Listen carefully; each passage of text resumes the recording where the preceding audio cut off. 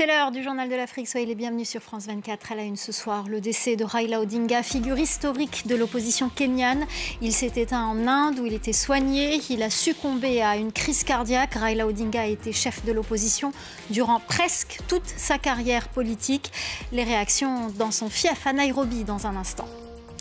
Madagascar, suspendu par l'Union africaine, une suspension avec effet immédiat, une décision après le renversement du président Andy Razwell et la prise de pouvoir par les militaires, portrait du colonel à leur tête dans ce journal. Et puis la colère à Gabès en Tunisie. Plusieurs milliers de personnes ont manifesté ce mercredi pour réclamer la fermeture d'un complexe chimique. Une usine qui, depuis des décennies, pollue et rend malade les habitants. Nos correspondants se sont rendus dans cette ville du sud du pays. Reportage à la fin de ce journal. Il était la figure historique de l'opposition kenyane. Raila Odinga s'est éteint ce mercredi en Inde où il était soigné pour des problèmes cardiaques. L'ancien Premier ministre laissera un vide énorme pour ses partisans qui se comptent par millions, notamment dans l'ouest du pays. Bastien Renouille, notre correspondant, s'est rendu dans l'un de ces bastions à Nairobi, la capitale. Écoutez. Lorsque la mort de Raila Odinga est annoncée, c'est la stupéfaction. Que ce soit ici, dans le bidonville de Kibera, à Nairobi, dont il a été député, ou encore à Kisumu, sa ville natale, au bord du lac Victoria. Les habitants ne veulent pas y croire, dans un premier temps. Et puis petit à petit, ils les réalisent. Les commerçants ferment leurs magasins, sortent dans la rue et discutent ensemble pour partager leur deuil. Écoutez-les. Je suis tellement bouleversée. Je me sens si triste. Je prie pour sa famille. J'espère qu'elle trouvera la paix en cette période difficile. Nous avons perdu un grand dirigeant. C'était notre champion. C'était l'un des plus grands leaders du Kenya et même de toute l'Afrique de l'Est. Le monde entier a perdu un leader. Il a tellement fait pour nous, en termes d'éducation, pour l'émancipation des femmes, pour les jeunes aussi. Il nous a beaucoup aidés. Nous l'appelons Baba, notre père. Pendant près de 4 décennies, Raila Odinga a été une figure centrale de la politique kenyane. Emprisonné lors de la dictature de Daniel Arap Moi dans les années 80, il s'est battu pour le multipartisme et pour la démocratie. Il a été élu député à plusieurs reprises, a candidaté 5 fois à une élection présidentielle sans pour autant jamais être élu. Il a été brièvement Premier ministre du Kenya. Alors, on ne sait pas encore quand son corps sera rapatrié d'Inde puisqu'il est mort dans un hôpital indien. Mais une chose est sûre, ici, il aura droit à des funérailles nationales. Je vous le disais en titre, l'Union africaine a suspendu de ses institutions Madagascar après la destitution du président et la reprise du pouvoir par l'armée. À sa tête, un homme, son nom Michael Randirane-Irina. Le colonel est chargé d'assurer la transition. Il sera investi ce vendredi. Son portrait signé Rebecca Martin. C'est le nouvel homme fort de Madagascar. À 51 ans, le colonel Randirane est chargé par la Haute Cour constitutionnelle d'assurer la transition. C'est lui qui a annoncé devant le palais présidentiel et les caméras que l'armée prenait le pouvoir.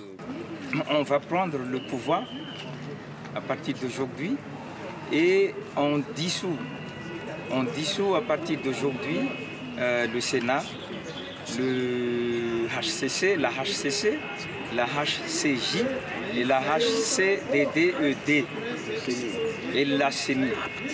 L'Assemblée nationale, on la laisse travailler, continuer à travailler. La plupart des Malgaches ont découvert le visage de Michael Randirane ce samedi 11 octobre, alors qu'il appelait les forces de l'ordre à ne pas tirer sur les manifestants. Le lendemain, il rendait hommage aux victimes des manifestations lors d'une cérémonie sur une place du 13 mai, noire de monde. Critique du régime d'Andy Razwell, le colonel avait été incarcéré entre novembre 2023 et février 2024 pour incitation à la mutinerie militaire en vue d'un coup d'État, puis condamné à 1 an de prison avec sursis pour atteinte à la sûreté de l'État. Mais le commandant du CAPSAT se défend de vouloir garder le pouvoir et affirme n'avoir fait que prendre ses responsabilités dans un pays où, dit-il, rien ne marche. Coup d'État, moi je pense pas. Moi je pense pas qu'il y avait coup d'État. Moi j'ai répondu à chaque fois aux journalistes étrangers que l'armée vient de montrer au peuple malagasy que l'armée existe encore. Randjanirin annonce former un conseil composé d'officiers de l'armée et de la gendarmerie et peut-être dans le temps, dit-il, des hauts conseillers civils. Un nouveau Premier ministre devrait être nommé et des élections devraient avoir lieu dans un délai de 18 à 24 mois maximum. Ce soir, on vous emmène en Côte d'Ivoire, dans l'ouest du pays. Cette région est la terre de toutes les convoitises pour les candidats à la présidentielle. Après le passage samedi du président sortant Alassane Ouattara à Daloa, c'était au tour de Simone Yvette Gbagbo. Elle s'est rendue ce mardi à Guibérois, un village au cœur d'une région longtemps acquise à son ex-mari. Voyez ce reportage de Julia Goubenham et Inza Ouattara. Simone Yvette s'est adressée à une population qu'elle connaît bien dans un village situé à quelques kilomètres seulement de Gagnoa, le fief de son ex-mari, l'ancien président Laurent Gbagbo. Elle a détaillé longuement les 3 piliers de son programme, à savoir la transformation de l'économie, la souveraineté ainsi que la réconciliation nationale. Moi, je souffrais pendant cette crise. J'ai perdu pendant cette crise. J'ai perdu mes biens pendant cette crise. J'ai perdu ma dignité pendant cette crise. J'ai perdu ma liberté pendant cette crise. J'ai perdu mon époux pendant cette crise.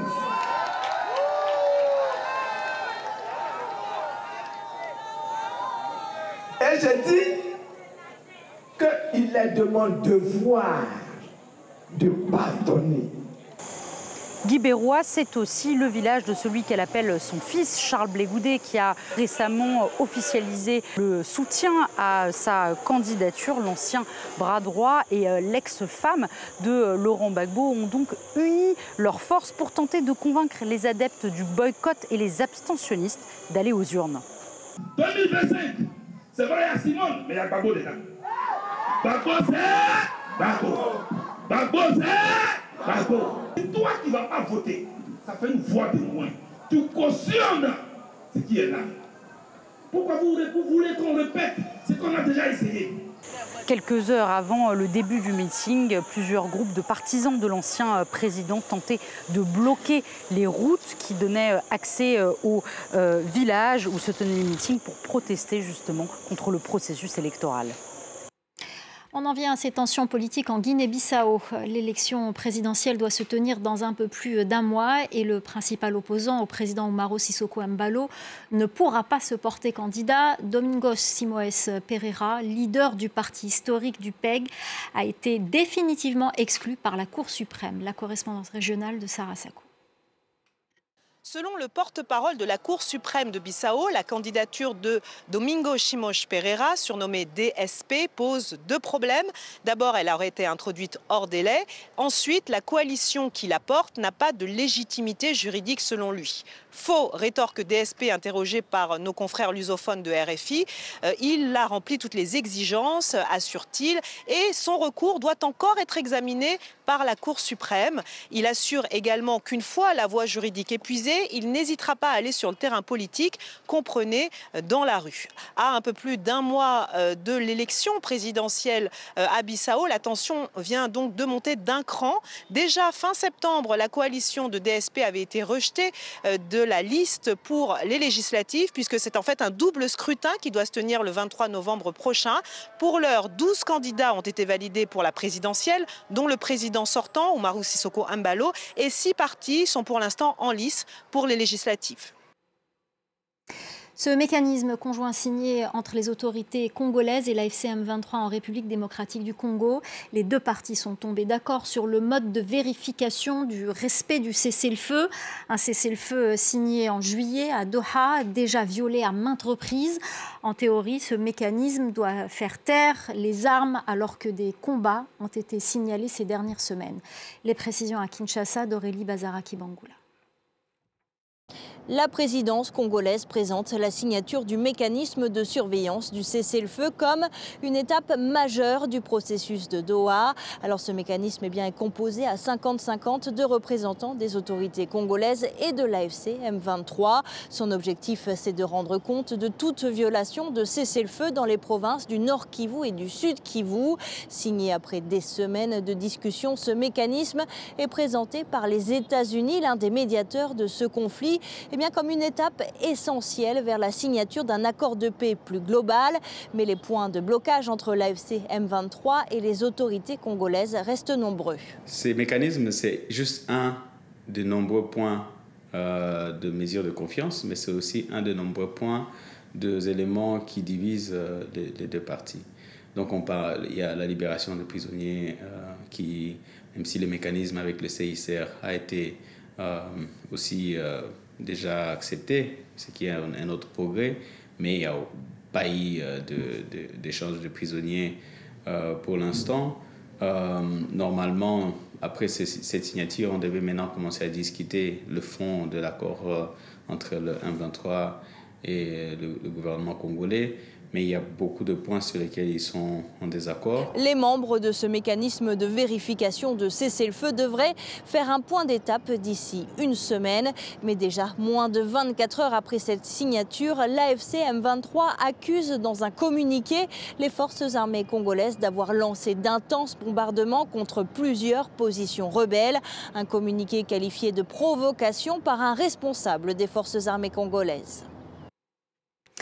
En Tunisie, plusieurs milliers d'habitants de Gabès, dans le sud du pays, ont manifesté ce mercredi à l'appel du collectif Stop Pollution pour réclamer la fermeture d'un complexe chimique. Une manifestation organisée au lendemain de la prise en charge par la protection civile de dizaines d'élèves et de riverains de l'usine victimes de malaise.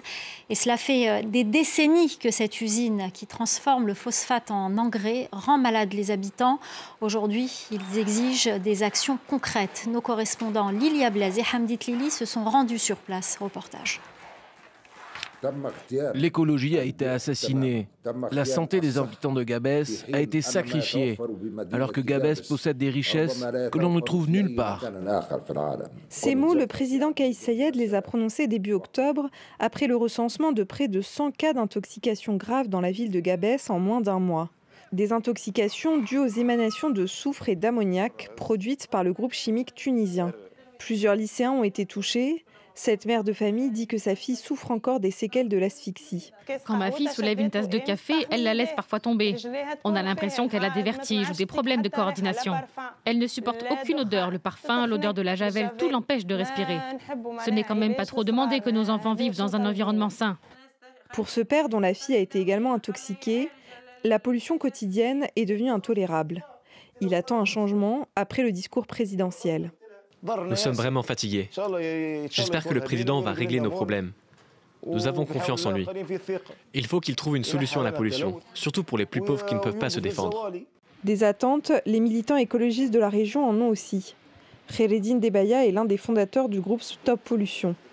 Il nous emmène là où le groupe chimique déverse une partie de ses eaux usées. Quand vous voyez la couleur de cette eau, avec tous ces déchets, ça résume tout. La matière solide, c'est le phosphogypse, c'est-à-dire le rendu du phosphate une fois transformé. Il se déverse dans le sol, mais surtout dans la mer. 93% de la biodiversité marine a disparu à Gabès, en partie à cause de la pollution industrielle.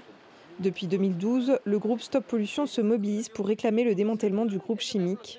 En 2017, un accord avait été trouvé avec le gouvernement pour le délocaliser, mais il n'a jamais été appliqué. Nous attendons des décisions fortes. Il faut le démantèlement du groupe, mais aussi un plan concret de dépollution de toute cette zone. Les militants écologistes prévoient une série de manifestations au cours du mois d'octobre pour faire entendre leurs revendications. Voilà, c'est la fin du journal de l'Afrique. Tout de suite, l'actu 360 avec Anthony Saint-Léger.